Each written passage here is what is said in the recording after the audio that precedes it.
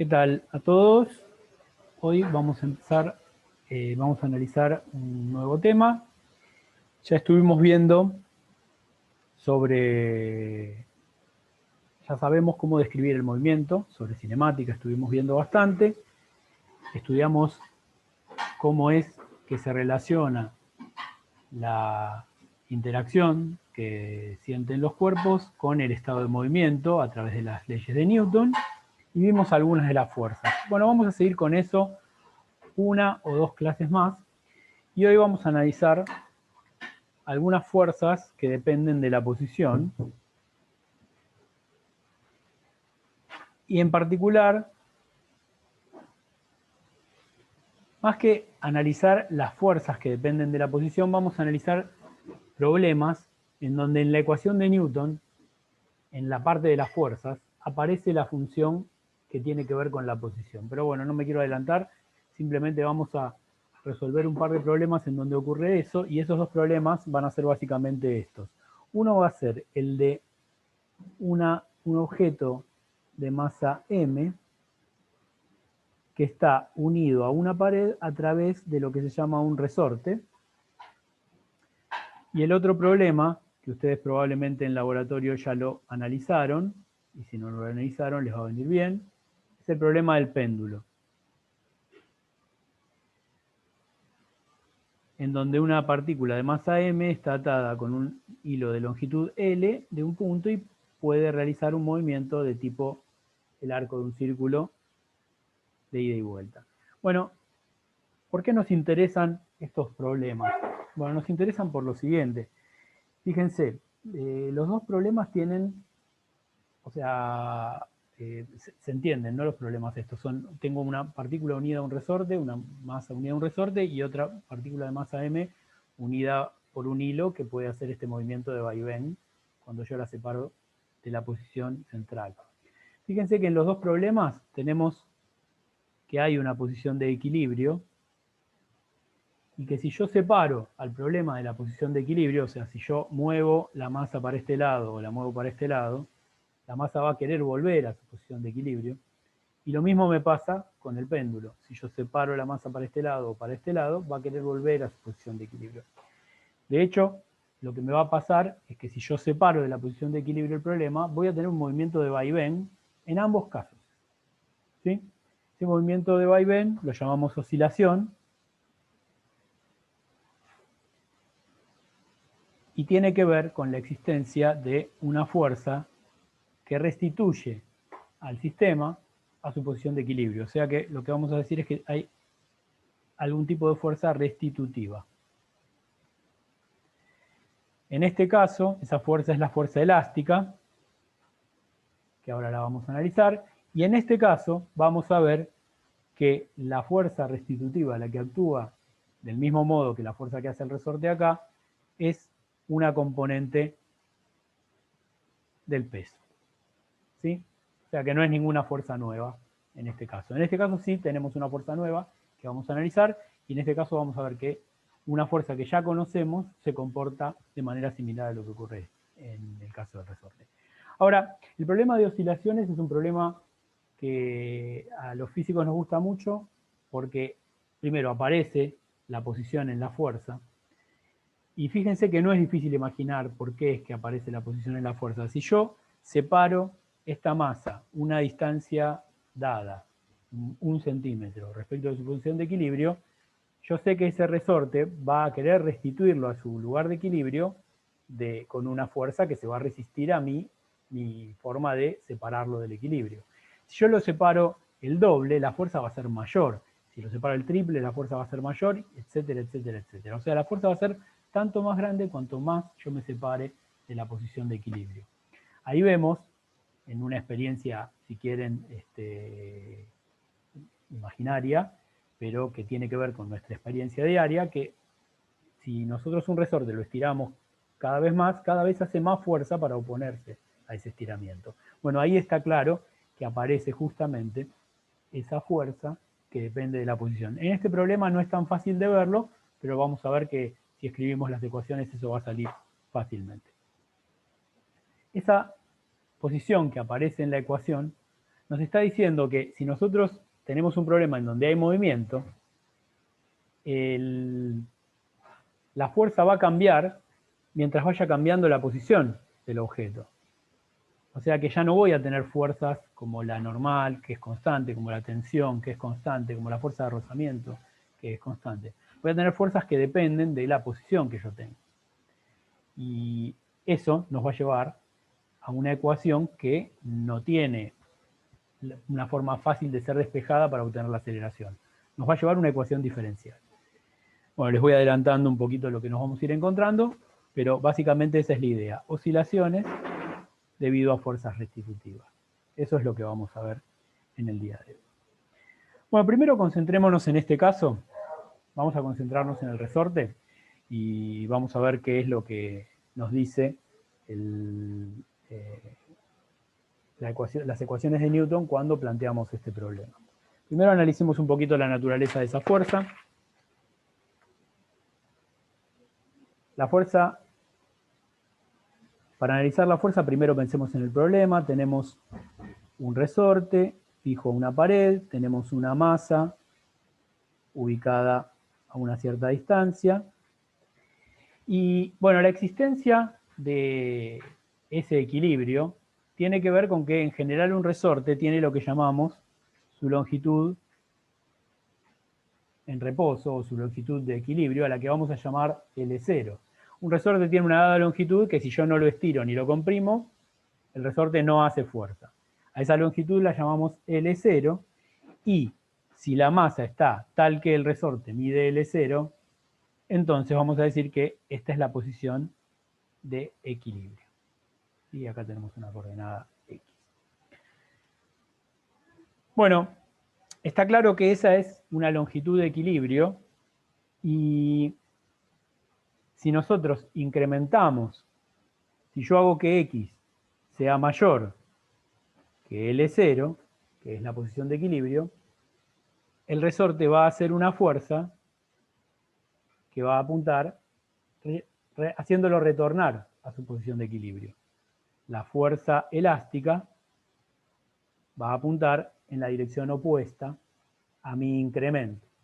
Si por otro lado yo hago que la posición de mi masa sea menor que la longitud de L0, la fuerza va a hacer que la masa trate de volver a su posición de equilibrio, o sea, L0, o sea que la fuerza va a apuntar en la dirección positiva.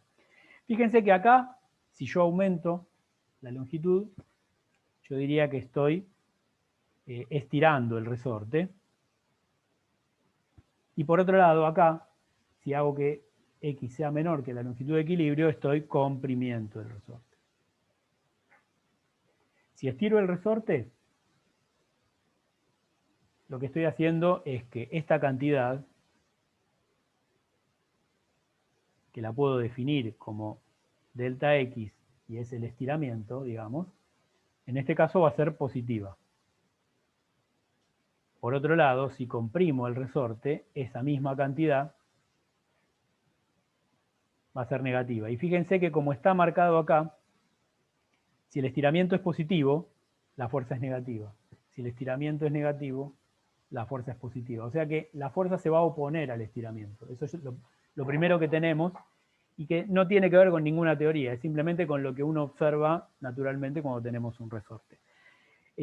Por otro lado, si X es igual a L0, si X es igual a L0, la fuerza elástica vale 0. Esa es la definición de equilibrio, ¿no?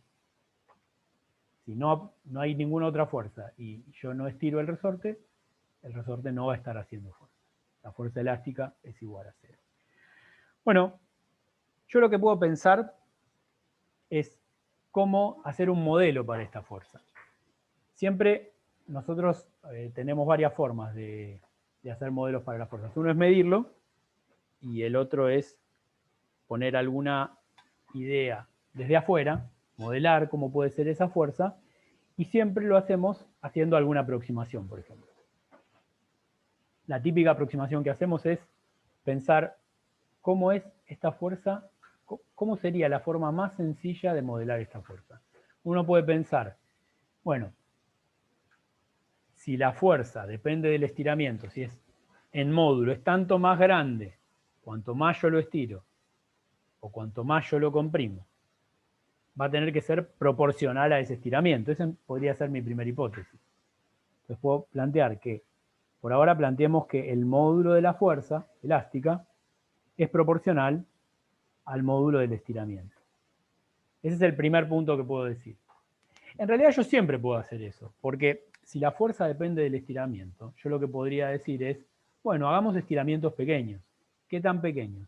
Tan pequeños que si la fuerza tiene una dependencia más complicada, yo solo me quedo con el primer término, con el término lineal. Yo siempre puedo expandir en serie de potencias de delta X a esta fuerza elástica, porque si la fuerza depende del estiramiento, va a depender de tal manera que yo pueda hacer una serie de Taylor de la fuerza elástica en función del estiramiento. ¿Eso está claro para todos? Sí. Perfecto. Entonces, si yo lo estiro poquito, el término más importante siempre va a ser el lineal. Entonces, supongamos que tenemos estiramientos pequeños, de tal manera que vale esta idea, que el módulo de la fuerza es proporcional al estiramiento. Por otro lado, acabamos de ver que si el estiramiento es positivo, la fuerza es negativa, y si el estiramiento es negativo, la fuerza es positiva.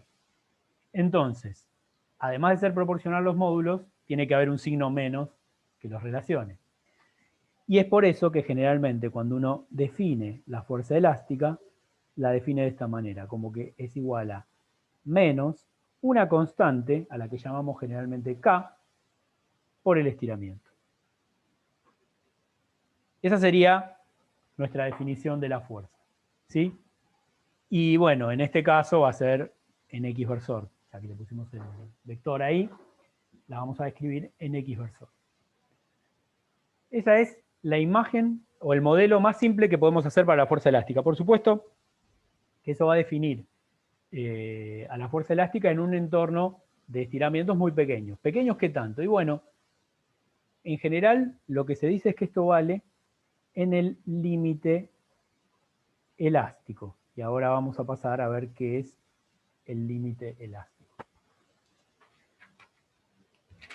El límite elástico de un resorte es el límite antes del cual el resorte mantiene su forma una vez que yo le quité la fuerza. Eso quiere decir que si yo estiro ese resorte, no conserva esa deformación. Yo no tengo un resorte, estuve buscando por todos lados a ver si encontraba uno, pero si ustedes estiran un resorte poquito y lo sueltan, va a volver a su tamaño original. Si ustedes en cambio lo estiran mucho, ese resorte puede ser que vuelva un poquito más abajo, reduzca su tamaño de vuelta, pero no vuelva al tamaño original. En ese punto uno pasó el límite elástico. Cuando ocurre eso, decimos que ya no vale esta ley, que es lo que llamamos la ley de Hooke. La ley de Hooke es la que me relaciona a la fuerza elástica linealmente con el estiramiento. Y en realidad esa ley de Hooke vale no solo para un problema de un resorte, sino que, por ejemplo, para un objeto cualquiera, por ejemplo, una barra de aluminio, si yo la doblo un poquitito, muy poquito, y la suelto, va a volver y va como a vibrar alrededor de una posición de equilibrio, tipo una lengüeta. Y la ley que describe ese tipo de movimiento es muy similar a esta que está acá. De hecho, vamos a ver que en el péndulo, que es un problema muy parecido al que les acabo de describir, ocurre lo mismo. Vale que la fuerza termina siendo lineal con algún tipo de estiramiento respecto de la posición de equilibrio. Fíjense que el L0 por cómo lo definí yo me lo podría sacar de encima muy fácilmente. Supongamos que tenemos este mismo problema, pero que el origen de coordenadas, x igual a 0, lo definimos en la posición de equilibrio. Si x de equilibrio es igual a 0. Y eso es simplemente la definición de mi origen de coordenadas, ¿no? O sea, voy a definir un sistema de referencia cuyo origen de coordenadas sea la posición de equilibrio y x sea positivo para allá de la misma manera que en el anterior. Si x de equilibrio es igual a 0, fíjense que las longitudes se miden en este nuevo sistema. La longitud de equilibrio a partir de ahora es 0. O sea que en ese caso, cambiando el sistema de referencia, yo puedo reescribir mi fuerza elástica de una manera bastante más sencilla y voy a hacer eso a partir de ahora, como esto, directamente. Los estiramientos ahora los mido no desde este lugar, que era como lo medía antes, sino desde este lugar. Pero si yo mido desde acá, o sea, haberme corrido acá una cierta distancia, si yo me corrí 1 centímetro desde acá, directamente lo escribo acá. Lo que antes tenía que escribir como x menos L0, que era esta distancia, ahora lo escribo directamente como x. Simplemente un cambio de coordenadas. ¿Está bien eso? ¿Se entiende el paso de esto a esto? Es simplemente el cambio de coordenadas. Esto nos va a simplificar mucho las cuentitas de acá en adelante, así que voy a hacerlo en general, salvo que diga lo contrario en algún momento, voy a usar esta expresión. En algunos problemas no vamos a tener más remedio que usar esta expresión cuando tenemos muchos sistemas interactuando y que no sabemos bien dónde conviene poner el origen de coordenadas, pero cuando tengamos un problema como este, en donde solamente tenemos una masa o un resorte, voy a usar esta expresión y ahí se sobreentiende que el origen de coordenadas está puesto ahí. ¿Sí? Bueno, entonces, gráficamente, ¿cómo se vería esta fuerza? Fíjense, si yo quiero graficar la fuerza, digamos, el módulo de la fuerza elástica, en función de la posición, lo que tengo es que tiene que ser una recta con pendiente negativa que pasa por el origen, o sea, algo así. Esa sería la expresión de la fuerza. Si yo no hubiera cambiado el origen de coordenadas, el cruce, en vez de ser en 0, se haría en un dado L0. Eso es lo único que cambiaría. Se me corren las coordenadas, nada más. Esa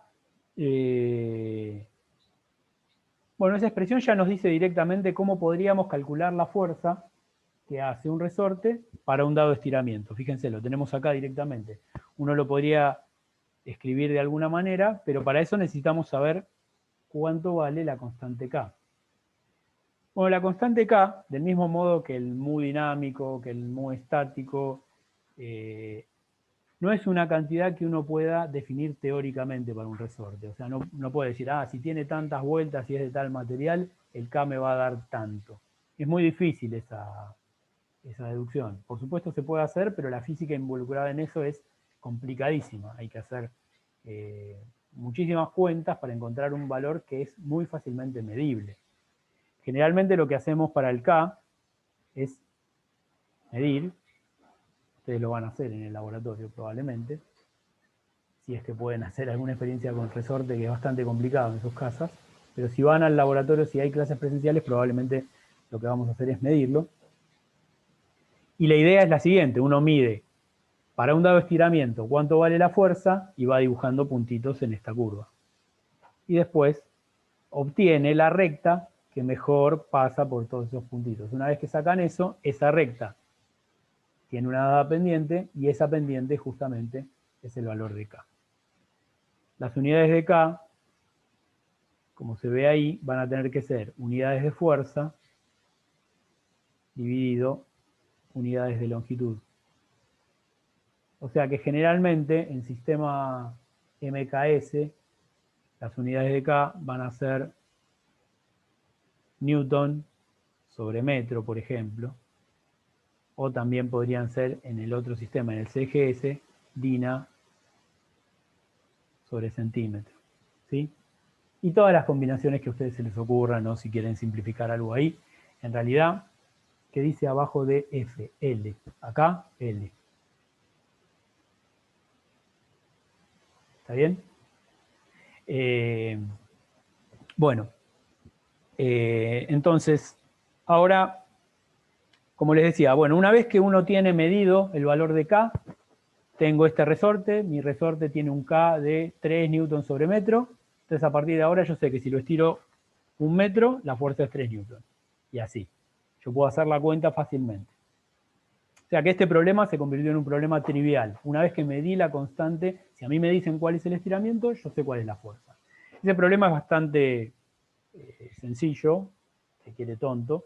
Es un problema que no, por ahí puede aparecer en algún ejercicio de la práctica, que bueno, se tiene alguna masa unida a un resorte, hay varias fuerzas en interacción y ustedes tienen que obtener de alguna manera el estiramiento y con el estiramiento sacan cuál es la fuerza. Para el caso estático es bastante pavote. Ahora, el caso estático es bastante pavote, pero cuando empecé el problema yo les dije, bueno, que la idea de que aparezcan fuerzas que dependen de la posición es que justamente en la ecuación de Newton va a aparecer, en el lugar que nosotros no queremos, va a aparecer la posición. O sea, ¿cómo se escribiría la ecuación de Newton para este problema que acabamos de ver? Bueno, reemplacemos, hagamos el diagrama de cuerpo libre y reemplacemos todo lo que aparece alrededor por fuerza. Bueno, tenemos el peso como siempre, tenemos la normal, dada por el piso, y después tenemos la fuerza del resorte, que en realidad no sabemos para dónde apunta si no nos dicen dónde está, si está estirado, si está comprimido. Pero uno la dibuja, supongamos que está estirado, supongamos que el resorte tiene un estiramiento positivo, entonces tenemos la fuerza elástica que apunta para acá. Definimos nuestro sistema de coordenadas, X e Y, y fíjense, en Y la ecuación es trivial. La normal menos el peso va a tener que ser igual a la masa por la componente Y de la aceleración. Y la componente Y de la aceleración, si el objeto está sobre una tabla o una mesa, esto va a ser directamente 0, o sea que la normal directamente igual al peso. La compensa de manera que en esta dirección se mantiene el equilibrio. En X la ecuación es un poquito más interesante. Y es lo que les decía. En X tenemos, por un lado, la fuerza elástica, que es negativa. Y del otro lado, tenemos la masa por la componente X de la aceleración. Que en realidad uno la puede escribir como la masa por la derivada segunda de X. Y esto es lo que les decía. Del lado de las fuerzas no nos aparecen constantes como nos aparecían acá. Nos aparece algo que depende de qué tanto está estirado. Y una cosa es si yo estoy en un caso fijo. Si yo tengo el sistema en un caso totalmente fijo, ahí yo estoy buscando la cámara. Si yo tengo el sistema en una posición fija, puedo calcular cuál es la fuerza ahí, y eso me dice cuál va a ser la aceleración inmediatamente en el momento que lo suelto. Obviamente, si yo lo estoy sosteniendo, hay otra fuerza ahí además, que es la de mi mano, que yo no estoy poniendo. Pero si yo no pongo otra fuerza y digo que hay un dado estiramiento, o sea, tengo el sistema así, y de repente lo suelto, entonces el objeto va a sentir una aceleración y va a cambiar su velocidad. Y al cambiar su velocidad va a cambiar su posición en función del tiempo. O sea que acá va a cambiar también la fuerza. Y si cambia la fuerza va a cambiar la aceleración. Y estas dos van a estar relacionadas todo el tiempo. O sea, es lo que les decía. Tengo una ecuación diferencial, donde acá me aparece la posición en función del tiempo y acá me aparece la aceleración. Una forma más típica de escribir esto es la que sigue, que es esta. La ecuación me queda así.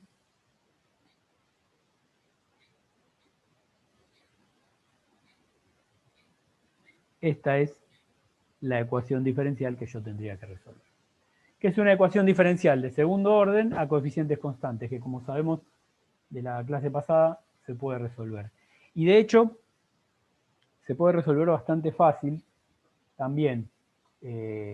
Uno la puede... Hay un método para resolver esta ecuación, es bastante conocida, es un caso muy fácil de la ecuación de Euler, y se puede resolver, hay un método para resolverla.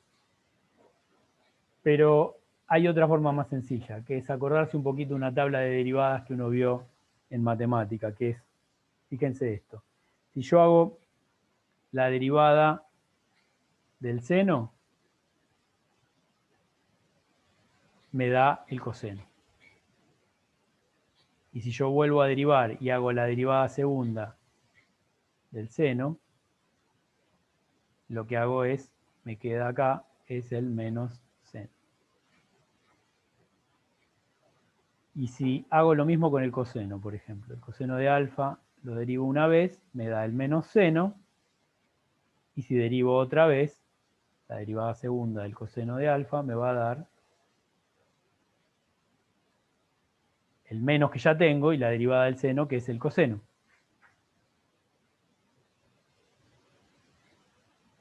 Esto es alto. O sea que las funciones sinusoidales cumplen algo parecido a lo que le pasa a esta de acá. Si yo la derivo dos veces, me da menos la función, y acá tengo una constante metida en el medio. Pero de alguna manera, esas constantes nosotros sabemos que cuando hay regla de la cadena salen afuera. Entonces, si yo planteo, puedo pensar esta propiedad que cumplen las funciones sinusoidales y ver si no puedo imaginarme cuál es la forma de x de t, la forma funcional de la función x en función del t, a partir de cómo se comportan las funciones sinusoidales.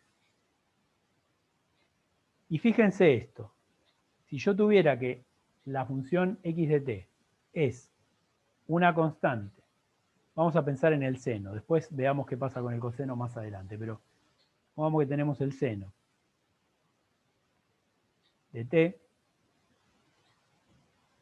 y déjenme hacer ese paréntesis enorme.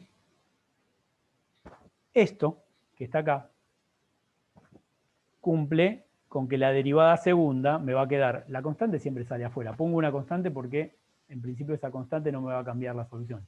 Tengo que poner la solución más general posible. Esa constante pasa a través de la derivada segunda del seno me va a dar menos el seno. ¿Qué tengo que hacer para que salga una constante afuera de esto? Bueno, tengo que colocar acá una constante que cuando yo haga la derivada salga afuera por regla de la cadena. Y fíjense que yo hago dos derivadas. Entonces, vamos a llamar esa constante omega 0. Y vamos a ver cuánto tiene que valer esa constante para que se cumpla esta ecuación. ¿Sí? Pasamos a lo siguiente. Y a ver qué nos queda. Yo entonces lo que dije es que la función tiene que ser tal que x de t tiene que ser igual a a por el seno de omega 0 por t. ¿Ok? Si yo hago la derivada primera de esto, ¿qué me va a quedar? Bueno, tengo que derivar respecto del tiempo. La constante me queda ahí. La derivada primera del seno es el coseno, o sea que me queda el coseno de omega 0 por t. Pero ahora tengo que derivar acá adentro. Y la derivada respecto del tiempo de lo de acá adentro me queda omega 0. ¿Ok? Esta es la derivada primera. Pero si yo hago la derivada segunda de esto, lo que me va a quedar es que tengo que derivar una vez más esto de acá. La constante de vuelta pasa a través de la derivada como si nada. Y la derivada del coseno es el menos seno. Pongo el menos acá, me queda el seno de omega 0 por t. Y ahora tengo que hacer de vuelta la regla de la cadena y derivar lo que está acá. Tenía un omega 0 y al derivar lo que está acá me queda omega 0 cuadrado. ¿Sí? O sea, que lo que está acá, fíjense, es menos omega 0 cuadrado por a por el seno de omega 0 por t. O sea, por x. Fíjense que lo que me queda acá es exactamente que x dos puntos es menos una constante, que es positiva además, por x. Y la ecuación que me quedaba antes era justamente lo mismo. X dos puntos es menos una constante positiva por x. Entonces, si omega 0 cuadrado es igual a k sobre m, o lo que es lo mismo, si omega 0 es igual a la raíz de k sobre m, entonces x de t igual a por el seno de omega 0 por t, es solución. ¿Está bien? Y de hecho, fíjense que hay algo más. Yo podría agregarle acá adentro una constante, porque si le agrego acá adentro una constante, al derivar por regla de la cadena esta parte, solamente va a salir el omega 0. Si acá meto una constante, algo que no depende de tiempo, al derivar por regla de la cadena su derivada me da 0. O sea que eso se los dejo para que lo verifiquen ustedes, pero la solución más general que puedo tener es que x sea igual a por el seno de omega 0 por t más phi 0. Con phi 0, una constante. Y a también, por supuesto. Y omega 0, como dijimos antes, tiene que ser igual a la raíz de k sobre n. ¿Ok? Esa es la solución más general que puedo tener. Si ustedes repiten esto que yo hice acá para esta solución, yo acá lo hice para phi 0 igual a 0. Pero si yo lo hago acá, para esta solución les va a dar lo mismo. Esto que está acá es lo que se conoce como fase, y es por eso que a phi 0 se lo llama fase inicial. ¿Por qué fase inicial? Porque es la fase cuando t es igual a 0. A A, por el otro lado, se lo llama amplitud. Y ahora vamos a ver enseguida por qué a A se lo llama amplitud. Y a omega 0 le decimos frecuencia angular. ¿Ok? ¿Hasta acá bien? Vamos a seguir explicando bien estas partes y después seguimos. Pero si hay alguna duda acá, me gustaría que me pregunten ya. ¿Cómo va? Bueno, vamos bien. Acuérdense que si tienen una pregunta que no es tan importante o que no les parece que... A ver si, Gabriel. Te escucho. No, no importa, decime, escribí.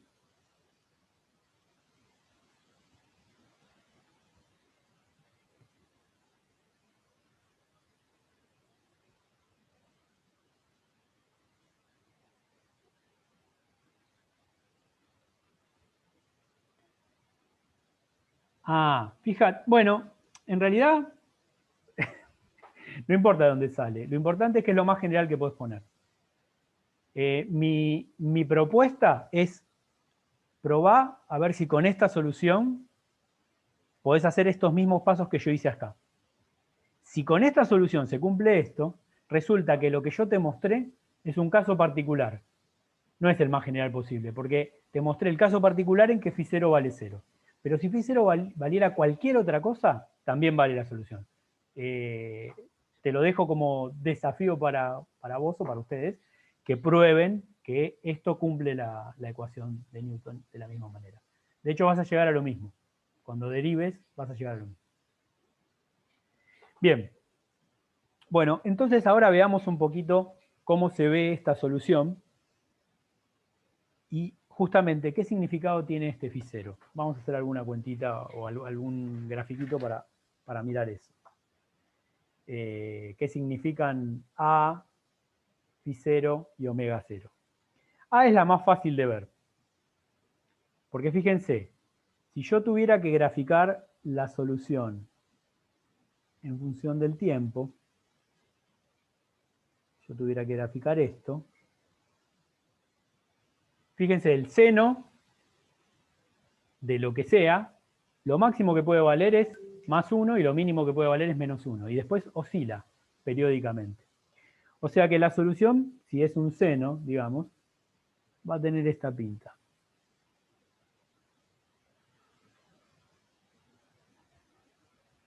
¿Y se dan cuenta dónde está A en ese dibujo?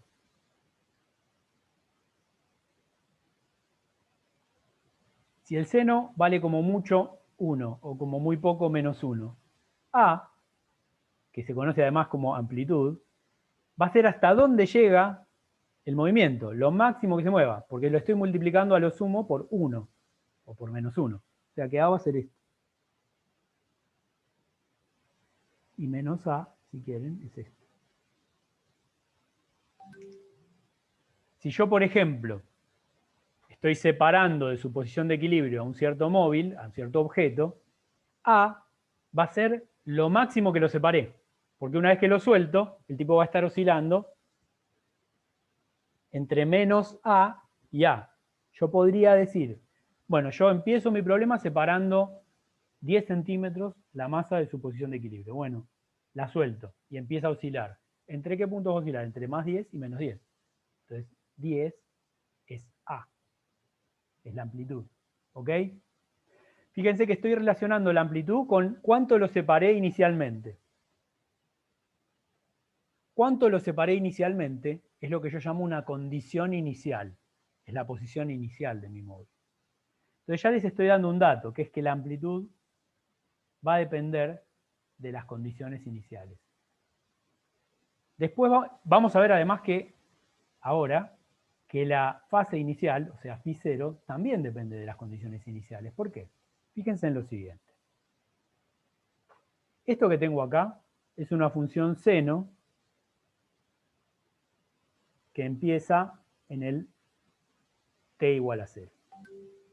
Si yo tuviera que graficar la función, si yo tuviera que escribir la función de la cual surge este gráfico, lo que tengo directamente es, fíjense que cuando yo sé que el seno vale 0, cuando su argumento, lo que está entre paréntesis, o sea, la fase, vale 0, ¿no? El seno de algo es igual a 0 si ese algo es igual a 0. En particular, si es igual a n por pi, pero el punto inicial sería que tiene que ser, ese algo tiene que ser igual a 0. ¿Ok? Entonces, lo que me está diciendo esto es que lo que estoy diciendo es que en t igual a 0, el seno está dándome 0. Eso quiere decir que acá adentro tengo algo que es igual a 0. Si t es igual a 0, directamente puedo decir que esto que tengo acá es como tener seno de omega 0 por t. O sea que este gráfico que estoy mostrando acá es el que corresponde a φ0 igual a 0. ¿Se entendió eso o lo repito? ¿Se entendió? Bien. Sí, se entendió.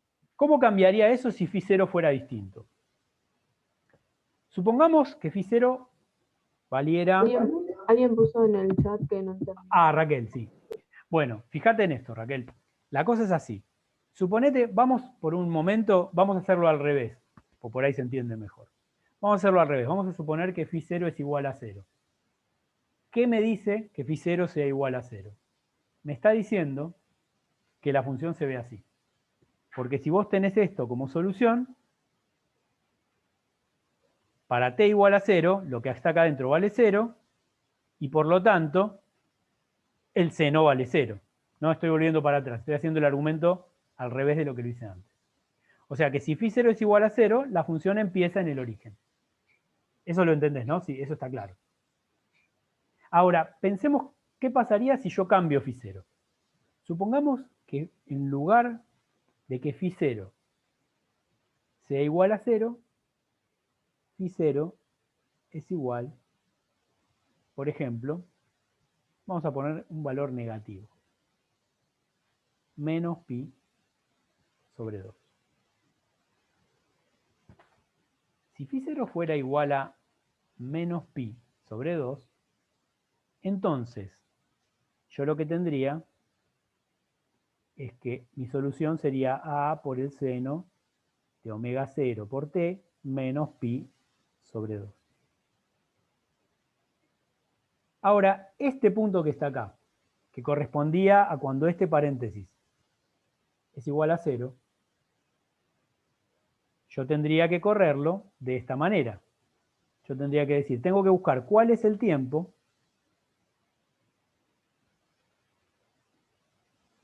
tal que omega 0 menos pi sobre 2 se hace igual a 0. ¿sí? Quiero buscar la situación equivalente en esta otra solución. ¿Ok? Omega 0 por t, perdón. Me olvidé del t. Ahora sí. Si quiero buscar ese tiempo, fíjate que lo que me va a pasar es que ese tiempo, si despejo de acá, me va a quedar igual a pi sobre 2 por omega 0. O sea, un tiempo positivo. Si phi 0 es negativo, el dibujito se me corre para allá. ¿Cómo quedaría ese dibujo? Paso a otra página porque no tengo lugar acá. Me quedaría así. Pero el dibujito ahora ya no empieza en t igual a 0, el dibujito del seno, sino que empieza en t igual a pi sobre 2 omega 0. Y esto sigue después así. Es el mismo dibujo, solo que corrido. Pero me decís, pero ¿eso qué significa? ¿Que el movimiento empezó más tarde? Sí, puede ser, pero la realidad es que la solución está descrita para todo tiempo. Va para atrás y para adelante. O sea que si yo tuviera que dibujar toda la solución sería así. ¿Qué cambia en esto? Simplemente, eso me diría que el bloque atado del resorte se encuentra en ST en la posición pi sobre 2. No. En la posición 0. Para este tiempo se encuentra en la posición 0, Gabriel. Gabriel preguntó, ¿no? O sea, para este tiempo, Iván, perdón, Gabriel. Fíjate, para este tiempo, el resorte se encuentra en la posición 0. Lo que estás diciendo es, el movimiento empezó en otro momento. ¿Sí? O sea que si phi 0 es igual a menos pi sobre 2, lo que estás diciendo es que el movimiento empezó un poco más tarde. O por lo menos tu interés en el movimiento, que es dónde empieza esa función. Simplemente, en la escala temporal está corrido. Si, como dijimos, si la fase inicial es negativa, el corrimiento es hacia tiempos positivos. Análogamente, si la fase inicial es positiva, el corrimiento va a ser en sentido negativo de tiempo. O sea que la función va a estar atrasada. Entonces, así como A depende de las condiciones iniciales, fíjense que phi 0 también depende de las condiciones iniciales. ¿Qué son las condiciones iniciales? Son el estado de movimiento de mi objeto para tiempo igual a 0. Por ejemplo, la posición en tiempo igual a 0 y la velocidad en tiempo igual a 0. Lo que llamaríamos x0 y v0. Ahora, en realidad, esto es simplemente arbitrario. Uno define la posición en tiempo igual a 0 y la velocidad en tiempo igual a 0 como condiciones, pero uno las podría definir en cualquier tiempo. ¿Sí? La escala temporal es indistinta. Si yo tengo la solución escrita, yo podría poner mis condiciones no en el momento inicial, sino, por ejemplo, a los 10 segundos, a los 20 segundos o lo que fuera. Pero para entenderlo por ahora es más sencillo que pensemos en términos de las condiciones iniciales. Ahora igual vamos a ver algún ejemplito para tratar de calcularlo, ¿sí? Pero nos tiene que quedar claro que A y phi 0 no están determinadas por las fuerzas. O sea, las fuerzas lo único que me determinan es la forma de la solución. Las fuerzas me determinan que la solución tiene la pinta que habíamos dicho antes, o sea, esta. ¿Sí? La fuerza me determina esto. La masa y la constante del resorte me determinan esto. Y A y phi 0 están determinados por las condiciones iniciales. ¿Estamos bien hasta ahí?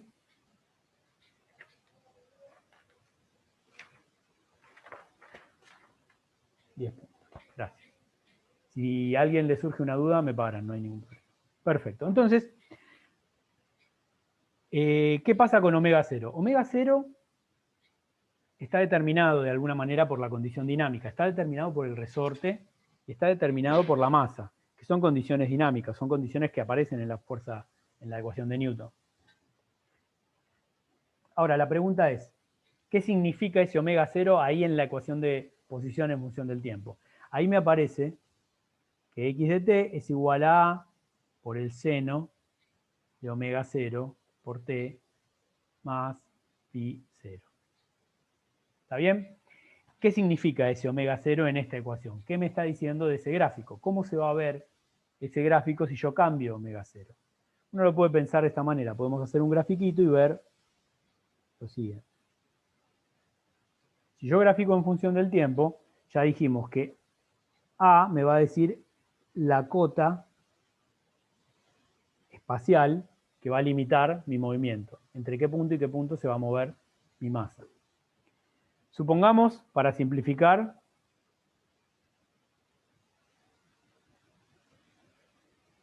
que φ0 es igual a 0. ¿Sí? O sea que puse condiciones iniciales tales que φ0 es igual a 0. Entonces el gráfico empieza de vuelta como lo vimos antes y está limitado entre esto y esto. O sea, me queda una cosa que va más o menos así.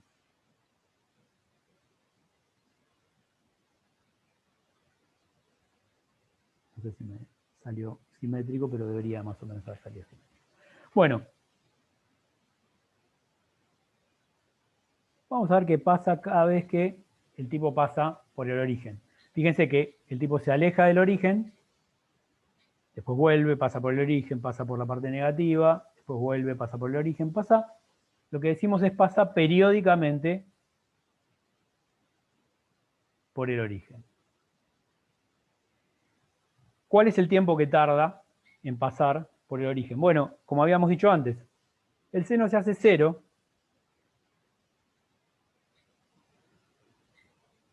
cada vez que lo que está, bueno, no importa, no describo todo, el seno es igual a 0 cada vez que lo que está dentro del paréntesis es múltiplo entero de pi. Esto va a ser con n igual a 0, esto va a ser con n igual a 1, esto va a ser con n igual a 2, esto va a ser con n igual a 3, etcétera, etcétera, etcétera. Cada vez que pasa y se hace, tenga un múltiplo de pi, un múltiplo entero de pi, el seno se va a hacer 0 y por lo tanto la solución me dice que va a pasar por el origen. Si φ0 fuera distinto de 0, lo único que me arreglaría esto es, como vimos recién, un corrimiento. Por eso lo puse igual a 0, simplemente porque quiero analizar cómo es esto de la periodicidad de este movimiento. A esto que tenemos acá se lo llama movimiento armónico simple y a veces en los libros lo van a ver así, como MAS, en los libros en castellano. Los libros en inglés, no me acuerdo. Las siglas en inglés. Bueno, pero uno puede analizar lo siguiente. Uno puede decir, bueno, supongamos que a este lo llamamos T1 y a este lo llamamos T2, ¿sí? Lo que tenemos es que omega 0 por T1, o sea, el argumento, lo que está acá adentro, este es en n igual a 1, o sea que esto es igual a pi. Esta es la primera vez que pasa por el origen. Omega 0 por T2, por otro lado, es la segunda vez que pasa por el origen, o sea que esto va a ser igual a 2pi. De acá nosotros podemos sacar que T2 es igual a 2pi sobre omega 0. ¿Qué tiene T2 de particular? Si yo miro cómo era el movimiento en T igual a 0, en T igual a 1 vuelve al origen. Pero fíjense que en T igual a 0 la velocidad era positiva. En T igual a T1 la velocidad es negativa. O sea que si bien acá está en el origen, la condición cinemática en este punto y en este punto no es exactamente la misma. Sin embargo, la condición cinemática en este punto y en este punto es totalmente equivalente. Acá está en el origen y de vuelta tiene velocidad positiva. O sea que lo que estoy viendo, y fíjense que eso va a pasar cada vez que yo pase 2 veces por el origen. Yo paso una vez por el origen y la velocidad es negativa, pero la siguiente, la velocidad va a ser positiva. Cada vez que yo pase este tiempo, ahí sí se van a repetir periódicamente todas las condiciones. No solamente la posición, sino también la velocidad.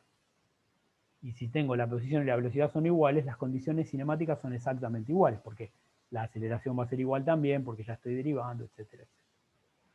Bueno, a este tiempo se lo conoce análogamente a lo que vimos en el movimiento circular, como el período. Pero en este caso no es el período de giro, sino el período de oscilación.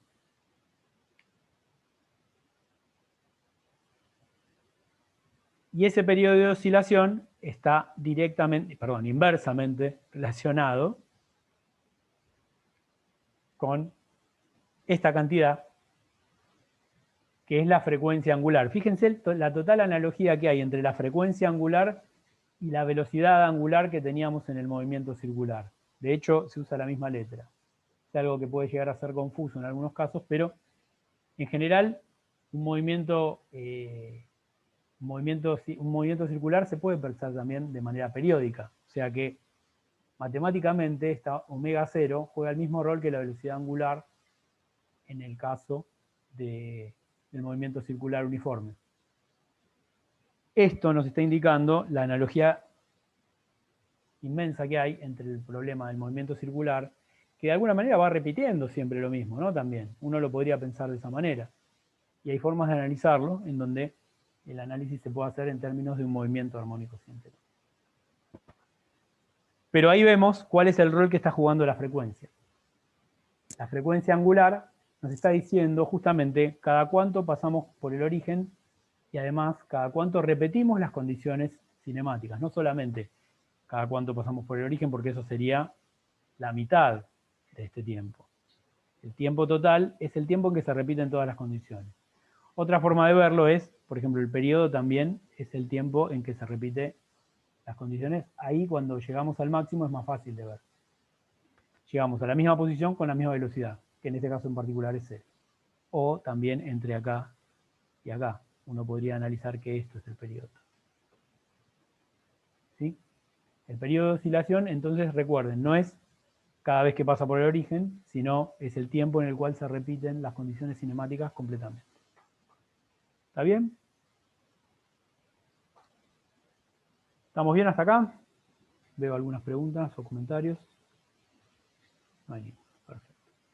Entonces, les voy a dejar dos cositas que quiero que analicen. Una, con ayuda... Sí, Iván.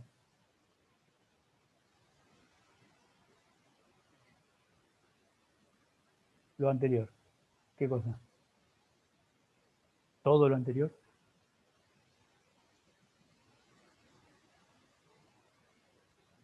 Decime. Hola, ¿me escucha? Sí, sí, te escucho perfecto. Más que nada que se podía repetirle lo que significa el periodo acá. Esto de estos puntos, de cómo relacionar el periodo con estos puntos. Sí, por favor. Bueno, fíjate esto. O sea, en realidad, el periodo nos había quedado claro que se puede medir entre acá y acá, ¿no? O sea, este tiempo que está entre acá y acá sería lo que llamamos el periodo. Y lo que se tienen que repetir es las condiciones cinemáticas, todas las condiciones cinemáticas. O sea, no solo la posición, sino también la velocidad. Bueno, pero eso te pasa también si vos comparás este punto con este punto. Este punto está en la amplitud máxima, este también. Este punto tiene velocidad 0, este también.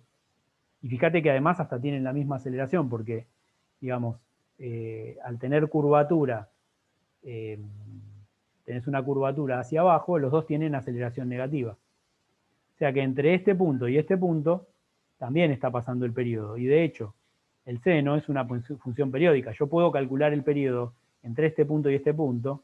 También lo podría calcular entre este punto y este punto, ¿verdad? O entre este punto y este punto, o entre este punto y este punto, o entre este punto y este punto. ¿Esa era tu duda?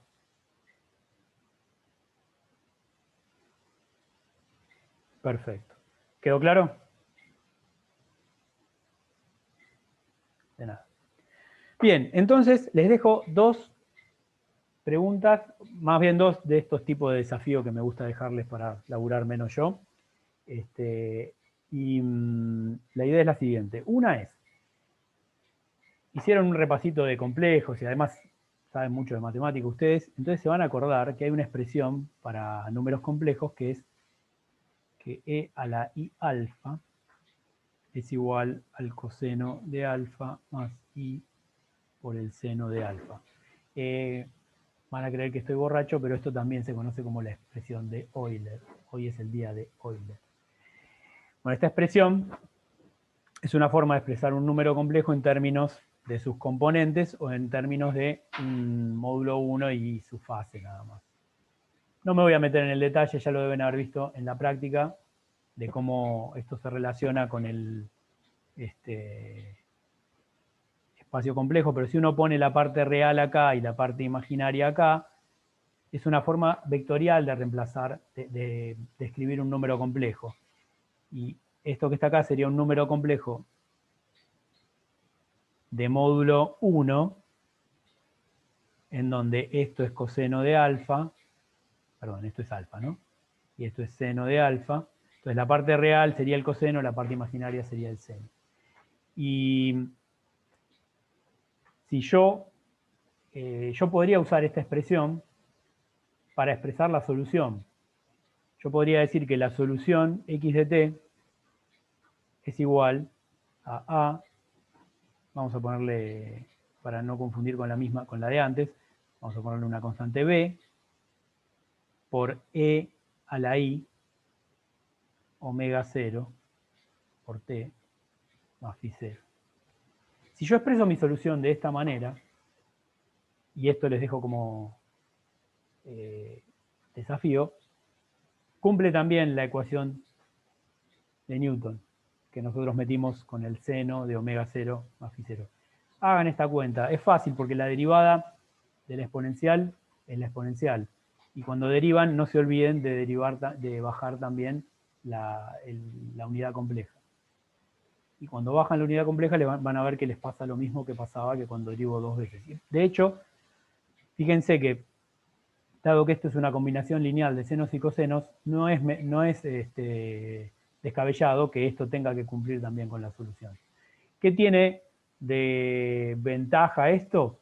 Que cuando usamos esta solución, las derivadas de las exponenciales son siempre exponenciales, entonces es fácil de hacer las cuentas en general. ¿Qué tiene de desventaja? Que no puedo decir que la posición tiene componente imaginaria. ¿Qué significa eso? No tiene ningún significado físico que la solución tenga una componente imaginaria. Pero lo que uno hace en general cuando plantea las soluciones de esta manera es resuelve el problema con las exponenciales, que es fácil, porque al derivar no me aparecen, no tengo que cambiar entre seno y coseno, sino que simplemente derivo las exponenciales. Sí, Gabriel, se mueve en nuestra imaginación. Y cuando termino, tomo la parte real. Esa es la clave. O sea, resuelvo el problema con las exponenciales, haciendo toda la matemática que tenga que hacer. Y cuando termino, tomo la parte real y listo. ¿Sí? Esa es una forma de probarlo. Pero lo que quiero que hagan es prueben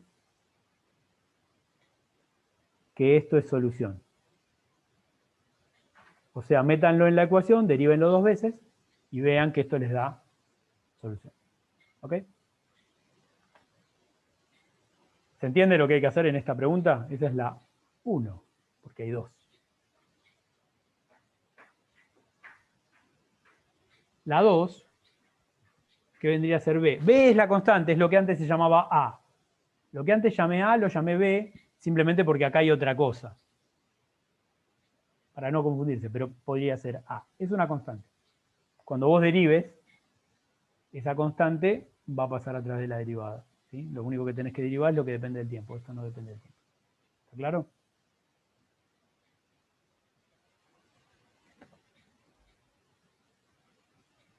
¿En qué ecuación? En la ecuación de Newton, en esta.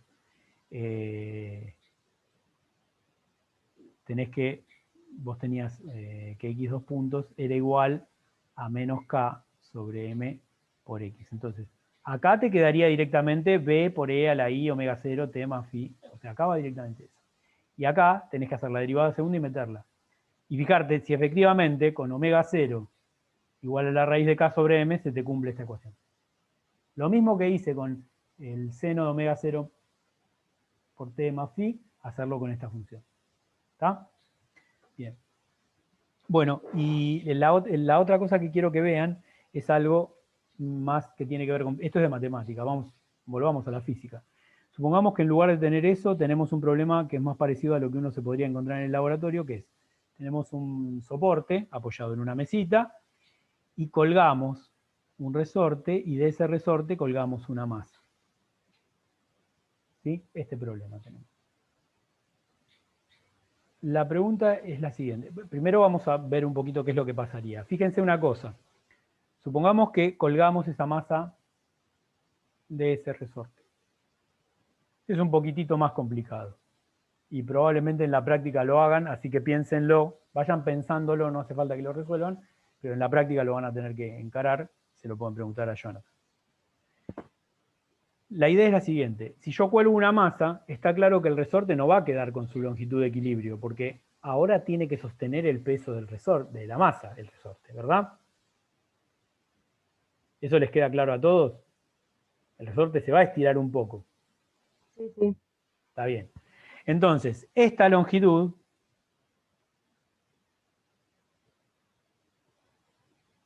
va a ser una longitud de equilibrio, porque si yo lo dejo que se estire de a poco, yo voy a llegar a una condición en la cual el resorte sostiene al peso. Pero va a ser distinta de L0.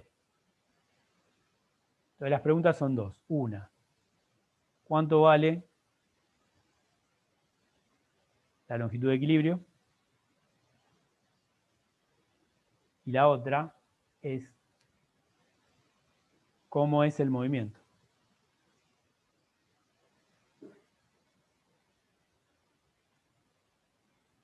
O sea, básicamente lo que les estoy preguntando es cómo es x de t.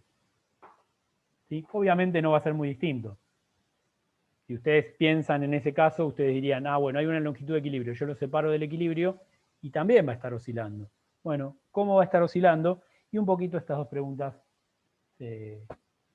están combinadas. De hecho, hay una respuesta muy fácil que se las voy a dar, pero ustedes van a tener que pensar por qué, que es lo mismo, como diría Del Caño. Porque si yo puedo describir eso como una oscilación alrededor de una posición de equilibrio, yo debería poder escribirlo como las soluciones que ya vimos, pero ustedes me tienen que decir por qué. ¿Está bien? Hay que resolverlo, ¿no? Pero la solución deberían llegar a que es exactamente lo mismo que lo que vimos antes, salvo algún corrimiento que ustedes tienen que determinar porque, evidentemente, la longitud de equilibrio no va a ser L0. ¿Ok? Bueno, lo dejo para que lo piensen más adelante. Bueno, entonces, ¿cómo se resume, o cómo se resume el problema del oscilador del movimiento armónico simple? Bueno, uno plantea la ecuación y cuando plantea la ecuación ya sabe que la solución es esta. Volvamos a la solución del seno, que es un poquito más fácil, más amigable de pensar desde el punto de vista físico. O sea que el problema físico, el problema matemático ya está resuelto, es esto. Lo que me falta ahora es, y de hecho omega 0 ya sé lo que vale, porque si me dieron K y me dieron M, ya está. Lo que me falta es saber exactamente cómo es el movimiento, y para eso tengo que determinar A y phi 0, o sea que el problema finalmente va a ser el de las condiciones iniciales, como decíamos antes. Entonces, por ejemplo, ¿cómo se resuelve un problema de condiciones iniciales? Como les dije, el problema ya está resuelto. Físicamente ya se terminó el problema. Ya tenemos que la solución es una sinusoidal. Y si me preguntan, bueno, pero yo quiero saber cuál va a ser su posición para cada tiempo. Bueno, dame condiciones iniciales. No me queda otra. No puedo sacar eso de la física, no puedo sacar eso de la ecuación de Newton. Porque fíjense que phi 0 y A no dependen de K, no depende de M, O sea que no depende de nada que esté en la ecuación de Newton. Depende de dónde estaba y qué velocidad tenía en el momento cero. Entonces lo que yo tengo que hacer es lo siguiente. Tengo que decir, para obtener A y phi 0, tengo que saber X en t igual a 0 y B en t igual a 0. Esa es una opción. En realidad, en toda ecuación de segundo orden, toda ecuación diferencial de segunda orden, me van a quedar dos constantes a determinar. Esas dos constantes aparecen porque yo integro dos veces. Son las constantes de integración que aparecen cuando yo integro algo sin los límites de integración. Y eso es lo que estoy haciendo. Integro dos veces y entonces me aparecen dos constantes que las tengo que determinar a partir de qué. Y bueno, a partir de límites. Y los límites son estos de acá. Entonces, ¿cómo hago para determinar esas constantes? Digo, bueno, x en t igual a 0 es igual a x0. Un número. ¿Cuánto? 2 metros, lo que sea. B en t igual a 0 es igual a b0. También. 1 metro sobre segundo, lo que sea, el número que sea. Y entonces evalúo la función en esos puntos. Y digo, esto me está diciendo que x0 tiene que ser igual a por el seno de phi 0. Esto es la función evaluada en t igual a 0. Por otro lado, para calcular la velocidad tengo que derivar esto una vez, ¿sí? Y la derivada del seno es el coseno. Entonces, b0 va a tener que ser igual a por omega 0, acuérdense que salía un omega 0, por el coseno de omega 0 por t me da 0 y 0. Y ahora sí, fíjense que tengo, esto es dato, tengo dos ecuaciones con dos incógnitas. Y de acá las despejo directamente. Despejo, por ejemplo, puedo despejar phi 0 de una y reemplazarlo en la otra. Puedo despejar a de una y reemplazarlo en la otra. Y así resuelvo mis dos ecuaciones con dos incógnitas. ¿Está bien? O sea que el problema de encontrar la solución ya lo teníamos una vez que tenemos la ecuación dinámica. Y el problema de encontrar a y phi 0 se reduce a un problema de condiciones iniciales. Fíjense que yo les decía iniciales porque las evalúo en t igual a 0. Pero después de lo que acabo de mencionarles acá, se nota que ni siquiera hace falta que sean iniciales. Por ejemplo, a mí me podrían decir, yo sé que en el tiempo igual a un segundo, la posición pasa por x0. Y que en ese momento la velocidad era 1 metro sobre segundo. Entonces, yo podría usar dos condiciones temporales cualesquiera. No es necesario que sean iniciales. Lo único que necesito es tener dos condiciones definidas. Tengo que haber medido en algún momento la posición y la velocidad. Con esas dos condiciones tengo mis dos ecuaciones, con dos incógnitas y puedo despejar la amplitud y la fase inicial. ¿Queda claro esto? Sí, sí. Una pregunta. Escucho. ¿Te puede convenir para las cuentas como correr el eje de tiempo? Para Totalmente. De hecho, si vos, a veces no lo sabés, pero si vos sabés cuánto vale phi 0 y vos querés usarla para algo, te conviene correr el tiempo para que el phi 0 sea 0. Claro. ¿Se entiende lo que...? lo que yo iba a decir es como al revés. Es cuando, si te dicen Sí. la posición y velocidad en t igual 0,1, por ejemplo, en un segundo, plantear un nuevo esquema de tiempo donde ese un segundo es 0. Totalmente. Si vos, a ver, mirá, uno puede ser pillo y puede decir lo siguiente. Suponete que vos ves este dibujo y te dicen algo así, no sé, feo, horrible, que empieza así, pasa por acá y así, y así, y así. O sea que, fíjate que está en el medio de todo. Entonces vos decís, pará, pero yo sé cómo es esto. Yo sé que si esto es un seno, tiene que empezar acá. Entonces lo que yo puedo hacer es lo que vos decís, buscar cuánto vale este tiempo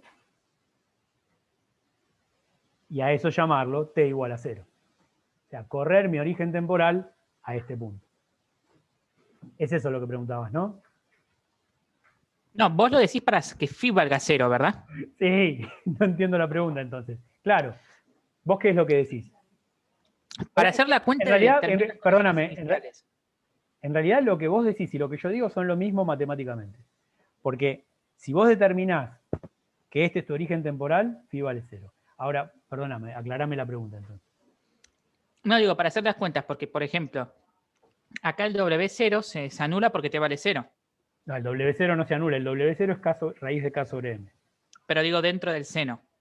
Tengo seno de phi sub 0 porque la expresión W0 por T más phi 0. Claro, claro. El término este se te hace 0 cuando T es igual a 0. Sí. Claro, en cambio, si T es distinto de 0, va a estar ese término. Y si yo creo que ese término es molesto, puede convenirme correr el T para que se haga 0. Puede convenirte y te va a dar lo que yo te acabo de decir. Si vos corres ese origen de tal manera que se te simplifique, lo que te va a pasar es que justamente phi 0 se te va a hacer 0. Es exactamente lo que te dije. Sí.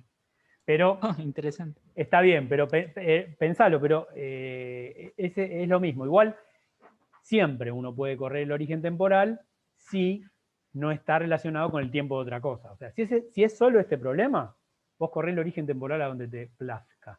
Lo mismo que podés correr el origen de coordenadas, ¿no? Porque yo lo que hice fue hacer que el origen de coordenadas sea tal que esto oscile alrededor de x igual a 0. ¿No? Eso fue simplemente para no tener que hacer una oscilación alrededor de una posición distinta, que era L0. Sí, el origen temporal vos lo podés poner donde te convenga, siempre y cuando no modifique las condiciones de tu problema. Totalmente. Gracias. De nada. Bueno, entonces, no estoy teniendo bien claro qué hora es. Ahí, bueno, está bien, podemos. 6:15. Podemos un chiquitín más y ya les doy el intervalo. Lo primero es que yo propuse la solución seno, pero yo les dije que en realidad cualquier sinusoide cumple con esto. Eso quiere decir un seno o un coseno. Y no lo voy a hacer, bueno, sí, lo voy a hacer gráficamente, para que les quede grabadito y lo tengan ahí como ejemplo, y en todo caso, si les surge una pregunta, me dicen. La idea es la siguiente. ¿Qué hubiera pasado si yo en lugar de proponer el seno, hubiera propuesto el coseno? Bueno, recordemos cómo son los gráficos. Vamos de vuelta. Ahora, supongamos que tenemos un seno o un coseno. El seno empieza así y va así. Esto es el seno de t, digamos, y esto es t. Ahora, ¿qué pasaría si yo grafico el coseno de t? El coseno de t, en lugar de empezar en el 0, 0, empieza en el 1. Empieza acá. Y es tal que, cuando esta es máxima, este vale 0. En realidad me está saliendo horrible el dibujo porque la escala la hice bastante mal, pero vamos a tratar de mantener esa escala lo mejor posible. Cuando esta vale 0, este es mínimo. Cuando este es mínimo, vuelve a 0. Y el dibujo es algo así. Cuando este es 0, este vuelve a ser máximo, etc. ¿Está bien? Si uno piensa de esta manera, el problema, básicamente el seno y el coseno están desfasados en pi sobre 2. La fase, lo que está dentro del paréntesis, ¿sí?, está desfasado en pi sobre 2. Este es como un seno corrido pi sobre 2 hacia allá. ¿Sí? Porque esto, si yo lo sigo dibujando, sería esto. Está corrido un cuarto de periodo hacia allá. Entonces, ¿qué cambiaría si en lugar de elegir seno de omega 0 por t más phi 0, yo hubiera elegido coseno de omega 0 por t más phi 0? ¿Cambiaría algo? ¿Qué se les ocurre?